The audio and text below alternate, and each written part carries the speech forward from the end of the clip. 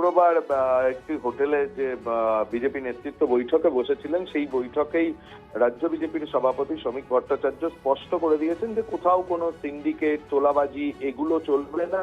বিরোধী দলে কার্যালয় দখলের মতো ঘটনাও কিন্তু ঘটানো যাবে না। একই সঙ্গে টোটো এবং অটোর যে দখলদারি ছবিটা এই রাজ্যে খুব স্বাভাবিকভাবে গত কয়েক দশকে উঠে এসেছে, সেরকম কোনো ছবিও কিন্তু যেন না থাকে, তা বরদাস্ত করা হবে না, তাও স্পষ্ট করে দিয়েছেন শ্রমিক ভট্টাচার্য। এবং এই বৈঠকে ছিলেন জেলা সভাপতি, জেলার যারা ইনচার্জ তারা।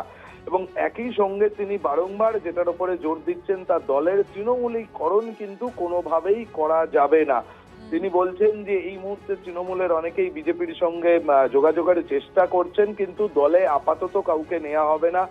কোনো যদি অভিযোগ পাওয়া যায়, অর্থাৎ বিশৃঙ্খলার অভিযোগ যদি দলের কোনো নেতা কর্মীর বিরুদ্ধে ওঠে, তাহলে কিন্তু তারা বহিষ্কার করবে। তিনি যত বড় নেতাই হন না কেন, সবার ক্ষেত্রেই এই নিয়ম প্রযোজ্য হবে, অন্তত তেমনটাই রাজ্য বিজেপির সভাপতি তথা রাজ্যসভার সাংসদ শ্রমিক ভট্টাচার্য স্পষ্ট করে দিয়েছেন।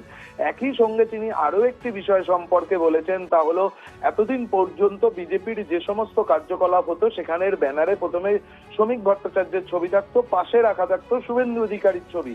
সেই জায়গাটার পরিবর্তনের কথাও রাজ্য বিজেপির সভাপতি বলেছেন। তিনি বলেছেন আগে শুভেন্দু অধিকারীর ছবি থাকবে, তার কারণ তিনি রাজ্যের মুখ্যমন্ত্রী, তার ছবি পরে রাখা হোক, এই প্রস্তাবও তিনি দিয়েছেন। এখন দেখার যে দলের এই নির্দেশ মোতাবেক পরবর্তী যখন সাংগঠনিক বৈঠক হবে সেখানে এই ধরনের ছবি উঠে আসে কিনা। এবং দলের মূল লক্ষ্য এই মুহূর্তে দলকে কড়া হাতে তারা রাখতে চাইছে, তার কারণ কোথাও কোনো আমাদের সেদিকে নজর থাকবে। প্রদীপ্ত, আপাতত তোমাকে ধন্যবাদ।